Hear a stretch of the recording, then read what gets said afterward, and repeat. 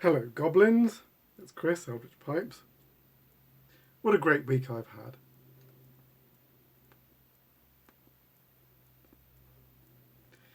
I've got some pipes to show you in a little bit. They're both available. I had free reign this week to do what I wanted. And I wanted to make an Eldritch classic and another pipe that I'd only made once before. So it's kind of a challenge making it again, and I wanted to make a few improvements. I'll explain what those are when we get to it. I'm smoking. I wanted to smoke something different, so I was like pouring through the cellar. McBaron's Navy Flake. I love this stuff. Really good flakes as well. McBaron really take care about the presentation of their flakes. Really beautiful things.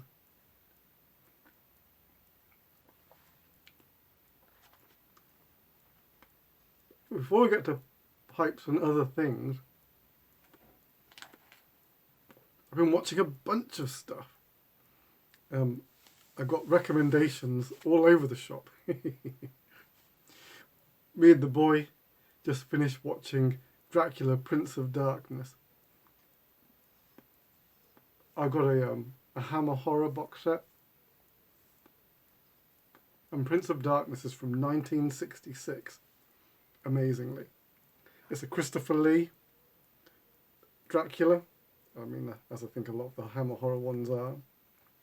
Sadly, no Peter Cushing in this one, which is like a terrible omission. But when I was trying to prep the boy, I said you have to imagine the period in that it was made. You know, you have to appreciate the technology and the money that was available at the time. And so he actually enjoyed it, which surprised me. It is rather hammy, but fantastic as well. I've also been watching on Netflix a kind of series has started called Unknown. There's 3 out at the moment. I've watched 2 of them and they are great. The first one is Lost Pyramid. It covers 2 Egyptologists. One of them doing a discovery of his own, like a really important find. That's the student. Well, the old student is now a sort of a preeminent Egyptologist in his own right now. But then there's the guy that he studied under, and he's searching for this lost pyramid. This pyramid of which there's like only scant historical talk of, but he's like looking for it in this one. And it's just really fascinating. And then another one, I watched this last night, it's called Cave of Bones. Talking about the discovery of one of our ancestors that I'd never heard of. You know, obviously we've got like Neanderthals and Homo fiorensis and a whole bunch of others. But then they found these ones, like these really old ones, in this like bizarre subterranean cave. And you have to see the layout of this thing because it's got this like death chute that the bodies are all down. It's like 2 centimeters wide.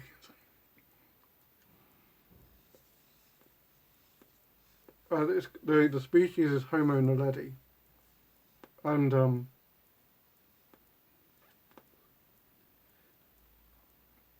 they're primates, they're not human, but because they're so far back, you can't call them human. But they appear to walk on two legs. Crucially, they buried their dead and may have done some cave art as well. And looks like they might have made tools. So just really interesting. Normally when you get these like finds of a previous species of human, species of Homo, they normally like only find like one example, like a bit of a skull or something like that. Here there's like lots of, because they like buried several, there's lots of individuals buried here, and it's like they've got more evidence on this Homo naledi than they've ever had for lots of other species. So that's like amazing as well. Just a fascinating journey of discovery. I've also been watching my favourite cartoon. I watch it probably once a year, and I've just started it again. If you've not heard of Gravity Falls, you should seek it out, because it's a whip smart, I wouldn't even call it adult animation, it's like for kids, but it's just written so well. I love it. It's an animation that me and the boy have bonded over, and yeah, if you have a chance to, just watch it. It's brilliant. Just 2 seasons. Flipping criminal that it's only 2 seasons. And strangely enough, the producer-writer, Alex Hirsch, he doesn't seem to have gone on to do anything else, even though Gravity Falls itself was like really popular. You'd have thought it'd been offered work up the wazoo, but anyhow.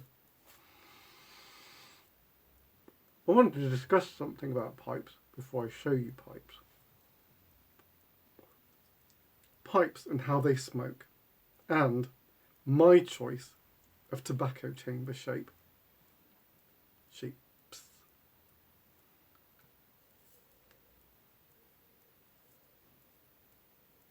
This, with a rounded bottom, you might well be aware is called an English chamber shape.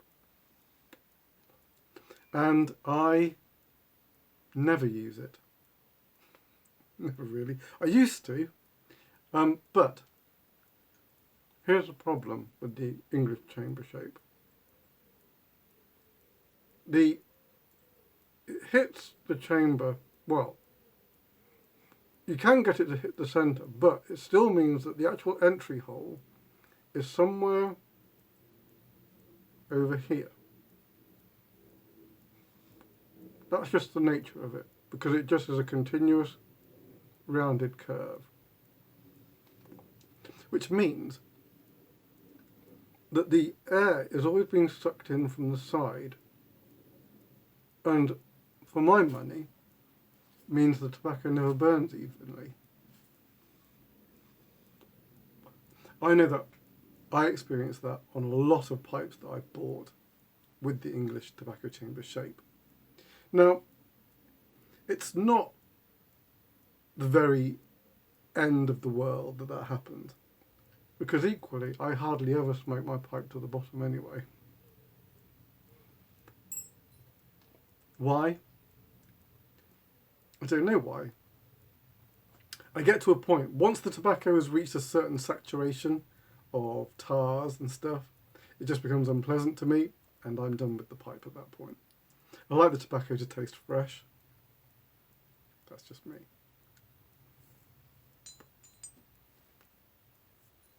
This is a Danish tobacco chamber. And as you can see, it's much more of a steep curve, which means that the hole is much, much closer to the centre. Much closer to the centre.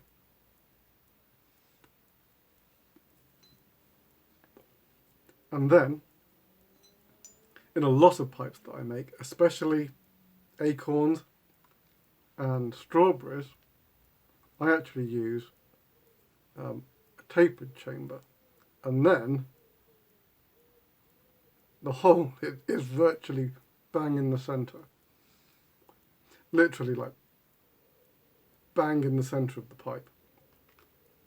And then you get an even draw, an even burn all the way down. That is my experience. I have an even more acute than this one. I have this one. I only use this one for trumpets. In fact, I commissioned this one specifically for the trumpet shape.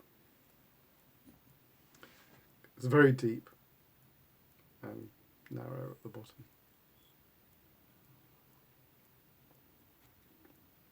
Just wanted to point that out. It's worth thinking about when you're buying a pipe from anyone. But I suppose it's also about the way that you smoke a pipe as well. If you're like me and you have issues with like burning tobacco burning down one side of the chamber, then try to get pipes that have a Danish shape or a tapered shape and try to avoid the English. If you don't have a problem with the English, then fair enough. But it's just worth thinking about. All right.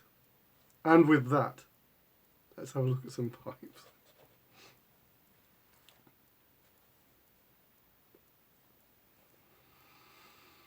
So this pipe is available. It is a strawberry with a really cool blast on it. I've been rusticating. If you've been following me, you'll know I've been rusticating, and I had to do a blast. I felt a deep need to do a sandblast, and so I did. Look at the lovely ring grain. Really nice detail on the grain.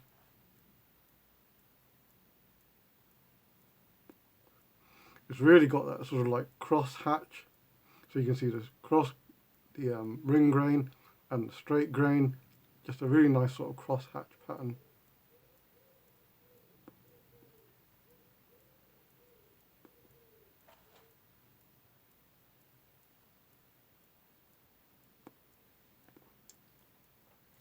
It's really nice detail. That's the ring grain sort of just arcing over the bowl.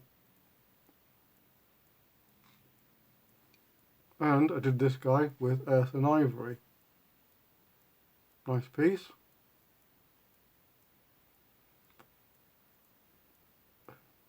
Really, lots of exquisite little detail on this piece.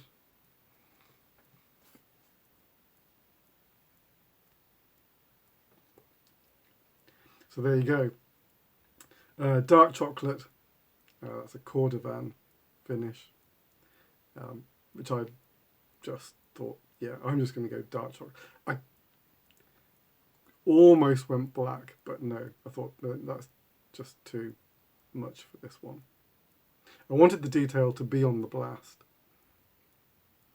and so the darker you go, the more that you get. Your eye goes to the physical detail. Yeah, so there you go. Strawberry. Half saddle stem, 6.5 inches long. And conical chamber.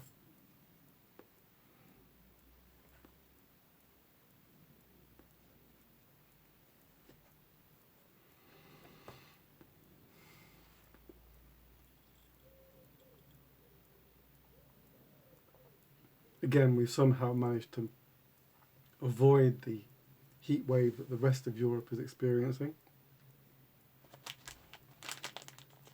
Lucky for us. Now, this one's going to be tricky to get out of the bag, I think.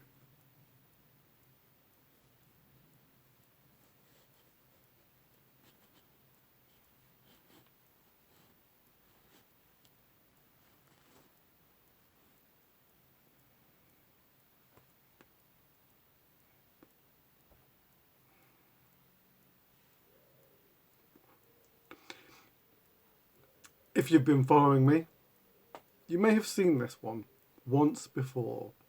It's a cryptid crustacean. Although this one is a different rendition, obviously. So,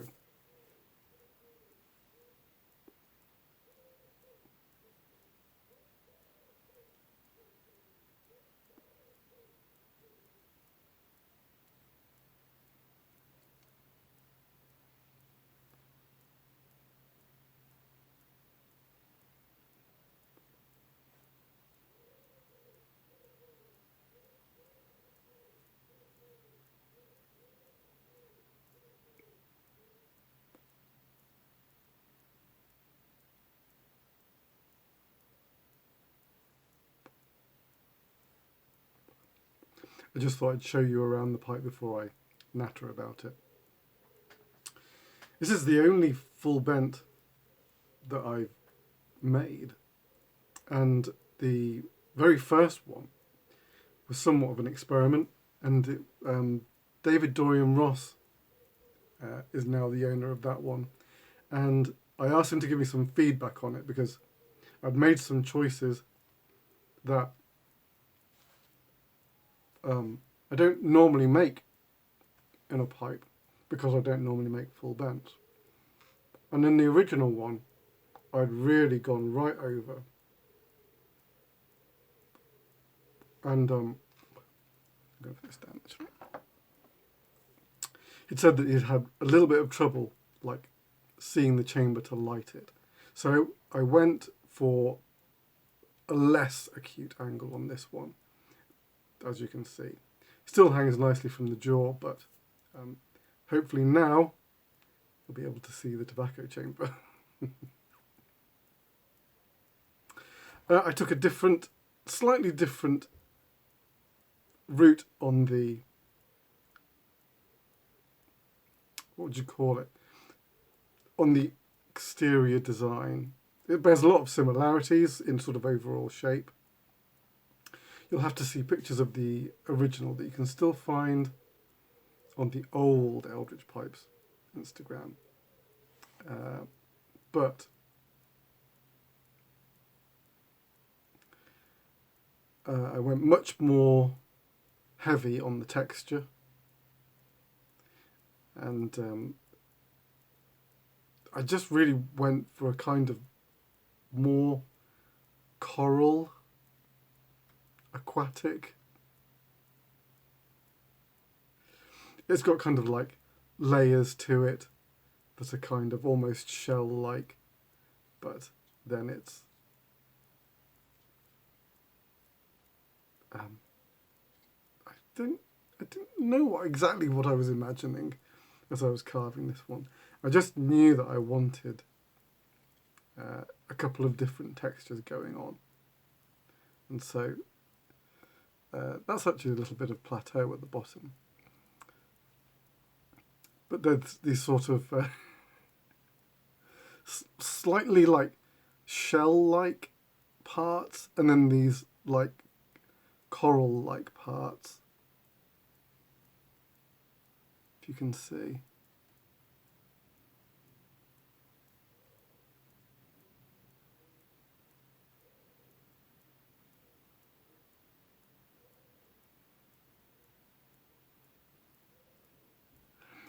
There's a lot going on. There's a lot going on there.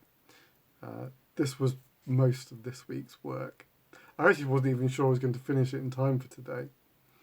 It just so happened that I did.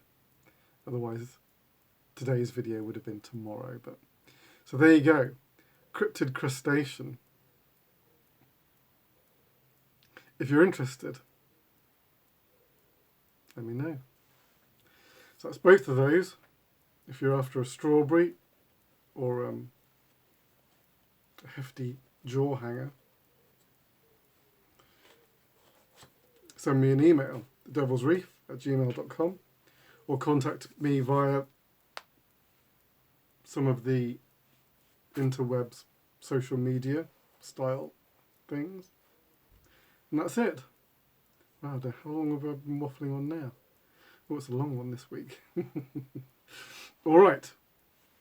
The boy's now on holiday, but I'm still working, as that's life, ain't it? So I fully expect to be back next week with another video. So, till then, take it very easy, your loyal pipe maker.